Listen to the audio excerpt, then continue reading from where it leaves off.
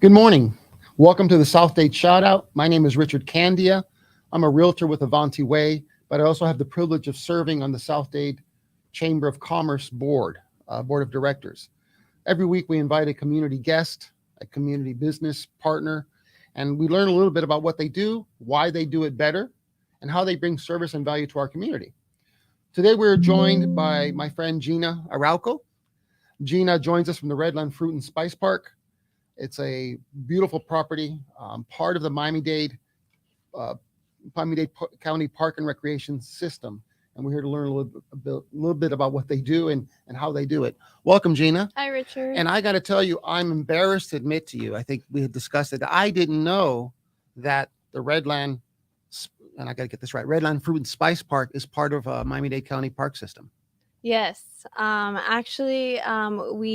one of the heritage parks within the park system, and we're very proud to be part of Miami-Dade County Park System.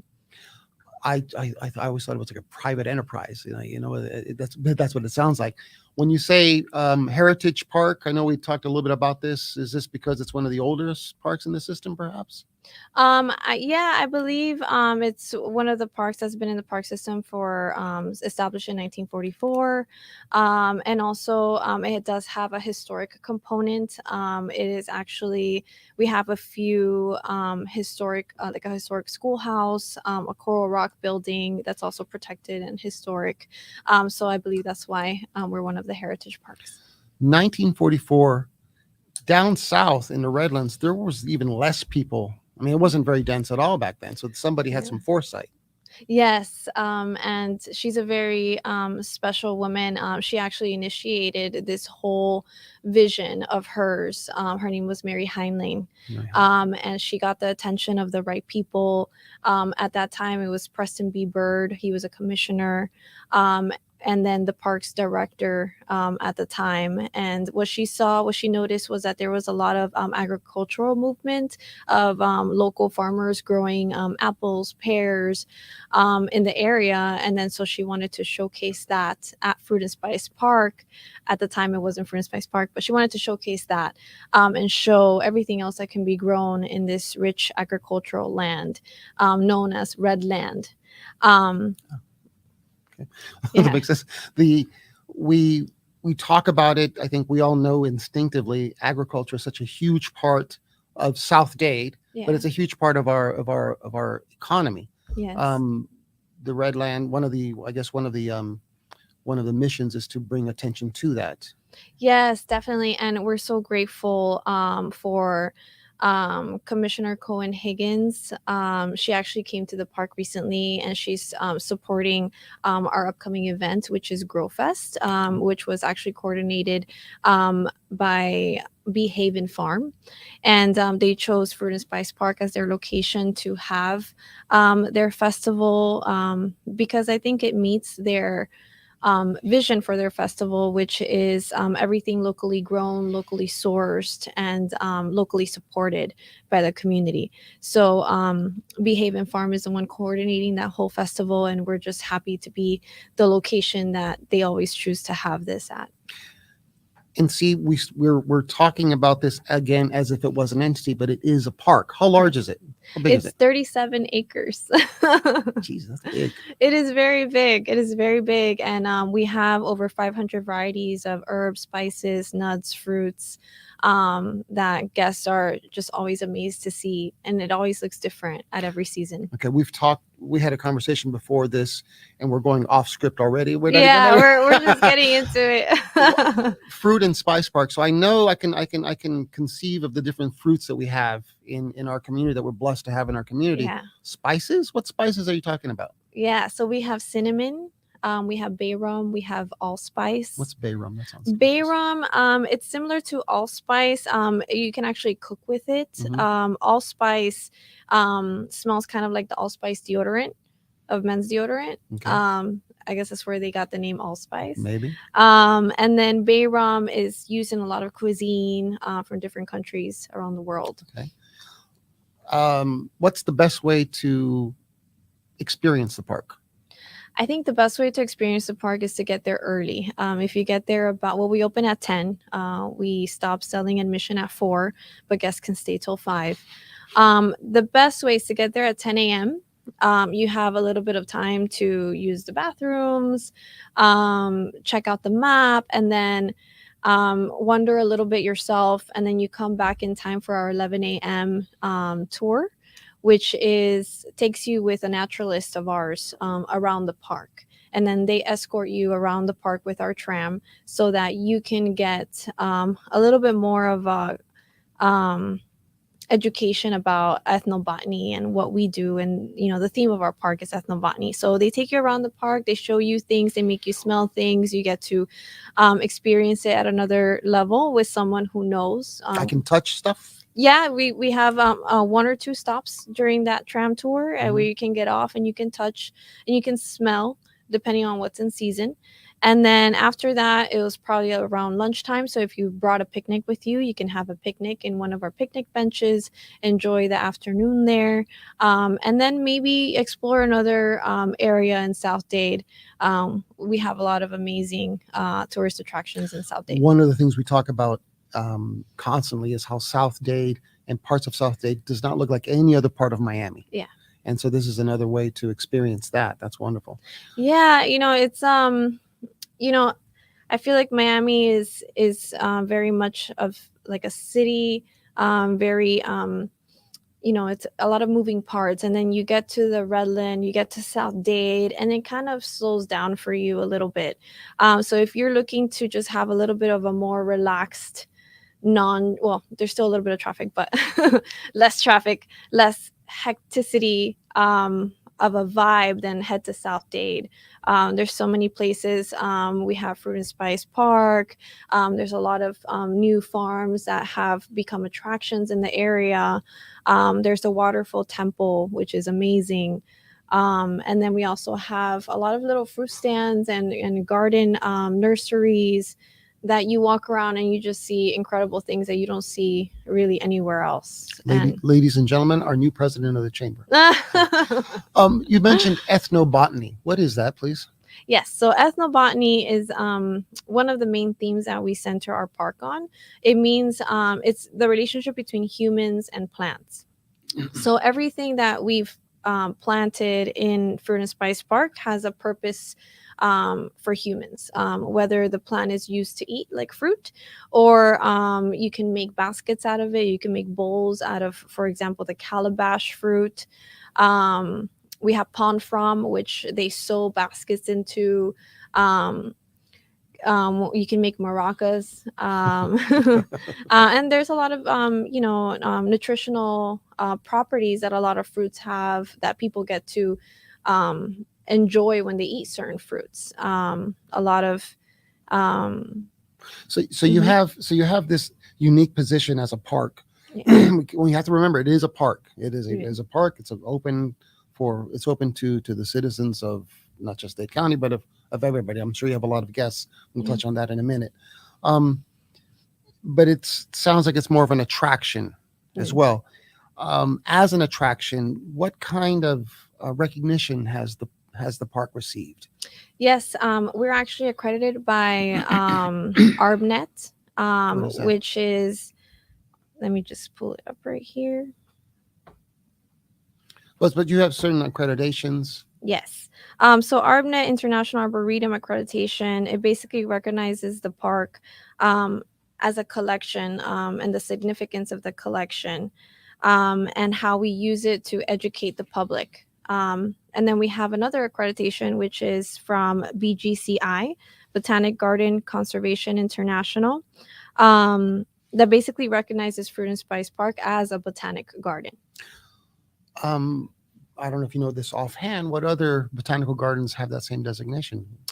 Not that I know of. Actually, BGCI is an international accreditation. So within in our backyard, Mm-hmm. we have a public park that has the same recognition as, we can just only imagine the type of botanical gardens that have that same type of recognition. Right. That's interesting. And then more people should know that. And again, Yes. I didn't know about Yes, park. and so embarrassed. yes, and our colleagues who worked with us in the past. Right now we have our park director, Vanessa Trujillo, Dr. Vanessa Trujillo, and she's been a catalyst to making a lot of efficiencies at the park, and making it more of a she kind of has like a Disney type of service Okay. that she likes to provide to us as staff, but also we embody that and then we give it to our guests. So we're kind of serving also at another level. But the old park manager, Jim Stribling, he wanted to secure the park as a botanic garden. He recently moved to England about 3 to 3 years ago. But that was his quest. And Louise King, our horticulturist, they worked together to really establish us as for the accreditations that we have today. So we're really thankful for that. We need to have another conversation at some point to go into depth about those. This just the fact that somebody who was tied very closely to the park went to England, which is known for its gardens. So we just understand now what kind of place this is. You had mentioned something to me before about how the garden or how the park is laid out. It represents the different regions of the equator, around the equator. Okay. Yes. So Fruit and Spice Park has, as you walk through the path, you're going to find different regions. So the first one is Tropical Americas, which is all kind of like this area of like, Mexico, Bolivia, type of, tropics, and other countries, like fruits from those countries. And then you have Africa, the Pacific, Asia. And so there's representation of the different fruits and spices from those areas. Correct. Do we know why those regions were selected? I think that a lot of exotic fruits grow in those areas, and a lot of those fruits found in those areas were able to be grown here because of our tropical climate, and so it just flourished to those specific regions. We also have Africa. So one of the main highlights, at least for me, is the baobabs, also known as the tree of life. And the Lion King. So it's very nice, for kids to come and identify with something. A lot of times they leave with that. We also have the tree, the sycamore tree, which is from Pocahontas. Sure. It's actually a fig tree. Okay. And we have one of those varieties at the park, and the roots are just incredible. It's a huge tree, and so a lot of kids, when we have a group of kids, we tell them like those associations for them, which is significant. Okay. We need to go there. So we go. Many of us go to our parks. I go to the park to go for a jog, to take my dog and whatever. And this is that, but it's also more of an attraction. So give me the count. How many visitors have you had in the last year? And and forget about COVID. I'm sure those numbers are ramping up. Well, give me some numbers. Yeah. Well, first off, we are a park, but we don't allow dogs unless they're service animals. Yeah. And the main reason, obviously, we love animals, especially myself. I have 2 dogs. The main reason is because since we're an edible garden and people go to taste things and reach from the ground to taste it, we don't want to contaminate the ground. So currently, this last fiscal year, we closed with over 30,000 people visiting the park. Wow. Okay. And I feel like this is just coming off of COVID. And we have the right people in the right seats right now within our staff, that I feel like the director is going to push those boundaries even further. And I'm definitely there to support her goals. And again, it's in our backyard. Our community should be amongst those 20,000, 30,000 people.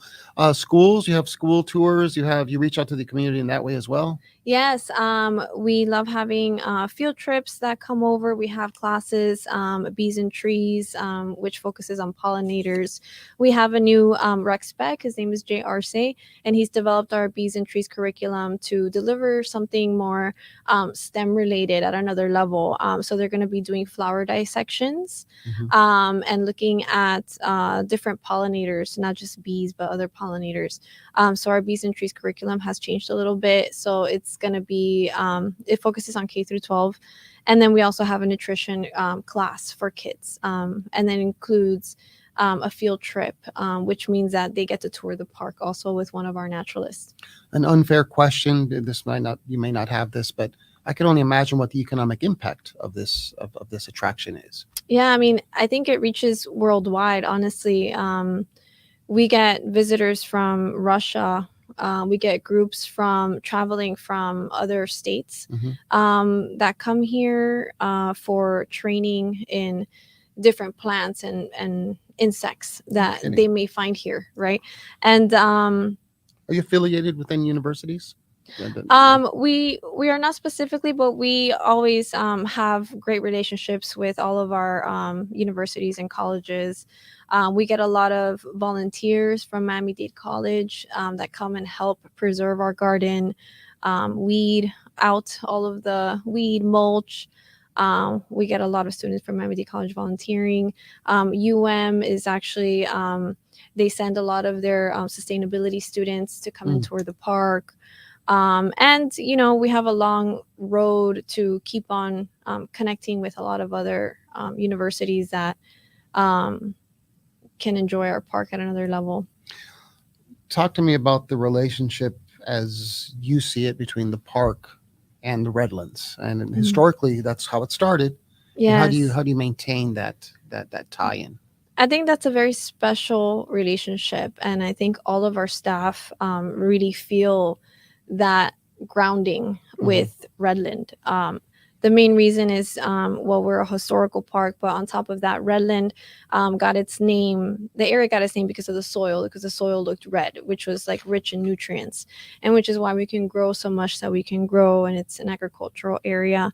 But also, that area was really focused in pioneer homesteaders, and our first superintendent, Mary Heinlein, she's the one that started the vision of Fruit and Spice Park. She was a descendant of pioneer homesteaders, which is, people who farm and who agriculture and who have that, locally sourced type of mentality from back in the day. And so our history really is rooted in Redland. I think actually playing words, no pun intended, but yeah. I get it. You mentioned a little bit about the best way to enjoy the park. One of my colleagues on the board, Marcial del Toral, went to visit it just this past weekend, and he said his son was just blown away. You could taste fruit off the ground. You can I pluck it off a tree and eat it, or no? Unfortunately not. No. But yeah, so there's talk to me about that interaction. Yeah, definitely. So yeah, you can taste anything that's fallen from the trees, as long as you know what it is.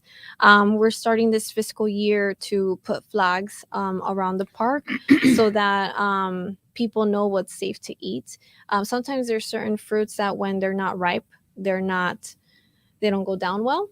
Some may be poisonous when they're not ripe. So we're putting flags around the park so that you're aware of what you're tasting is good to taste at the time.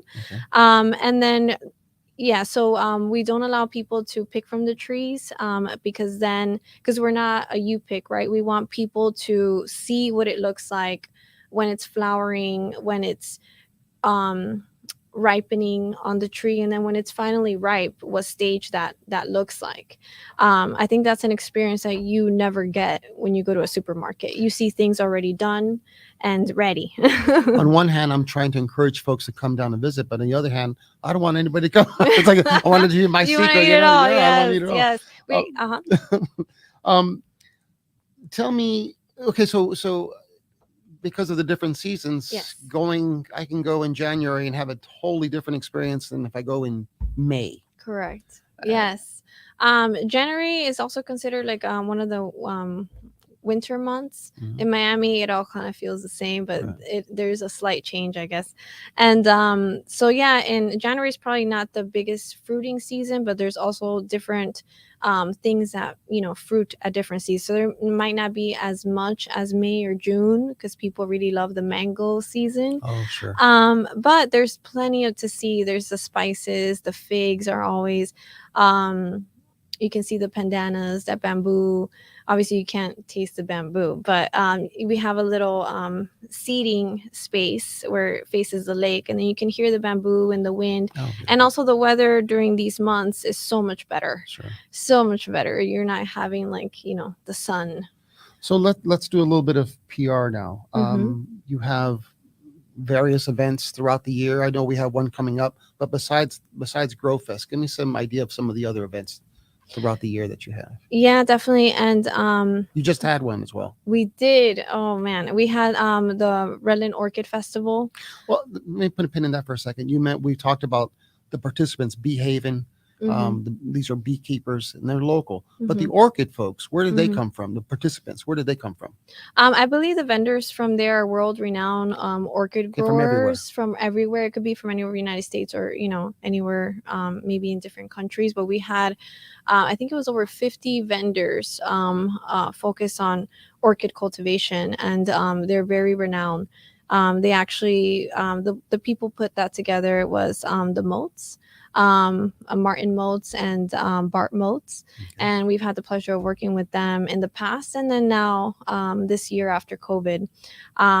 It's a 3-day orchid festival. Wow. And we had over 8,000 people within those 3 And days. that's a recurring event every year. Yes, actually, we have it. We had it now in October. We're gonna have the Tamiami International Orchid Festival in May. Okay. So we're gonna have another one later on this year. All right. So then there was that. Then Grow Fest, which we're going to talk about in a minute. What other events do you have? Yeah. Soon after Grow Fest on December 4th, we have Redland Heritage Festival, which is a festival that we put together, which focuses on celebrating the Redland heritage. Again, we focus on local businesses, local vendors, and so you get to enjoy that. We're gonna have music and activities for kids. Okay. I'm what I want you to say is about the Mhm. blues. Isn't there a blues? We do. Okay, get to the That good will stuff. be April. I believe it's April 2nd. It's going to be a blues concert where we're going to have a music and band lineup. And then we're also going to have a lot of different variety of drinks for sale and some barbecue in the evening as well. But it's going to be during the evening hours. It's during a very hot month. So we want to, give some relief to our guests from the heat. Gotcha. Grow Fest. What is that? When is it? What is that? Yes. So Grow Fest is this weekend, is Saturday and Sunday. Okay. And the festival is focused on everything locally sourced, locally grown. And it's a celebration of that. Can we go and buy seedlings? Can we buy plants? Yes, there will be local farmers. There's going to be local craftsmen, local eateries. I think you brought a flyer. If Andres can put Mhm. that up real quick. Is this also a yearly event? Yes. Yeah. Mhm. Okay. So I'm sold. Okay. I want to go visit. I want to be like Marcial and go visit it and enjoy it. How else can I support? Is Mhm. it, I know this is like the zoo, so you pay to get in. Like a Right. nominal fee to get in. Yes. Can I be a member? Definitely. We really love our members. It also has a lot of benefits to being a member. So, as a member, you get free admission for the year because we want you to be able to experience all the seasons. Mhm. You get 10% off any retail item in the store. You get percentage off of our private tours, our education series for adults. And you also get to come to our festivals that we put together for free. Education series for adults. These are like, give me an example. This actually started this last fiscal year, Okay. and I'm really. They used to do it in the past, and then we, our director reenacted it, which we're really excited about. So it's for adults. Basically, it's every month, the last Sunday of every month, and we focus on different educational classes like composting, rain barrel. How vermiculture. What is that? And vermiculture is like the how to sustain like a worm Okay. pot so that it could give you good soil. Ethnobotany, I'm learning all kinds. I'm learning a whole new language. My wife and I, my wife Martha and I are trying to. It just happened organically. Of planting. We have plants, and we're just okay now the plants are outgrowing their pots. So what do we do next? Okay. You know, Yes. so this is something that we This want would be to. amazing for you Yeah. guys. Okay. Yes. Cool. Yes. Cool. We've talked about just about everything. Adult education series. You have a tasting tour. Did you mention that? Yes. Well, talk to me about that. What is Yes, that? and we started that just recently this month. It's every day at 3 p.m. and we take you around the park with one of our naturalists, and then our naturalists can pick the tree for you and cut up the fruit for you so you can taste a lot more of a variety than you would know to do yourself when you're walking around the park. And also you get a different taste of the tropics all around from the equator, basically, when you go around the path. So it's basically kind of like a tasting tour. So it's very nice for families, couples, kids who enjoy like different types of tastes, and culinary people who are culinary enthusiasts. Jhyna, where is the park, please? Give me an address, and I don't know if Andres can put it on the bottom of the screen there. What's the address? Yes, it is 18401, I believe. Yeah, I should have Sorry, that as my well. generation does Google Maps. So I can pull that up for you. And a phone number that folks can call to Yes. get more information. Yes. So the address, and I was very wrong, is 24801 Southwest 187th Avenue, Homestead, Florida 33031. And the phone number that you can call to book your private tour or your class for a field trip, or to RSVP for a 3 p.m. tasting tour is 305-247-5727. I hope everybody got a note of that, and I hope we have encouraged more folks like myself to go and experience this gem. It really is a gem. It really is a gem. The surprise question I have for you: did you ever consider a career in gardening and botany? Is that something is that a hobby you ever thought about doing? No, not Like the not last from thing. the top of my head. I think I went into communications as my bachelor's. I did a minor in hospitality because it was in the same Biscayne Bay campus with FIU. So it worked out. There you go. And then I was actually with the county with the workforce department before. So I dealt a lot with economic development, and I've always been a South Dade resident. So it's always been a passion of mine to live close to where you work. And so that's what led me to Fruit and Spice Park, was a change into my lifestyle of not wanting to commute for 2 hours. This was before COVID. Yeah, you are a spokesperson for the South Dade Chamber of Commerce. Yeah, Jhyna, it has been a real pleasure speaking to you. I hope we all have come. I hope you guys have come away with a new curiosity about this gem that we have in our community, the Redland Fruit and Spice Park. Please give the number a call, find out more about it, and go visit. And thank you again, Jhyna, for joining, and thank you for joining us today. thank you.